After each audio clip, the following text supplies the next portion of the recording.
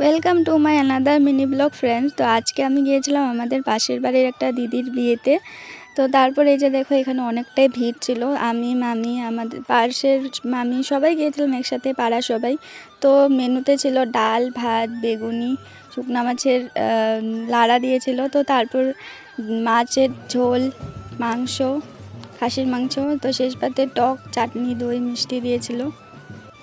তো তারপরে যে এখানে দেখো কনে আর বর এন্ট্রি হচ্ছে, এখানে ভিডিও শ্যুট চলছিল, আমরাও দেখছি বসে বসে। সবাই ভালোই লাগে দেখতে। তো যেহেতু এটা লাভ ম্যারেজ ছিল তাই ওরা অনেকটাই হ্যাপি ছিল, তো দেখেও ভালো লাগে। তো তারপর ওরা যে এখন বসবে গিয়ে, তো আমার সাথে দেখতে থাকো তোমরা ভিডিওতে।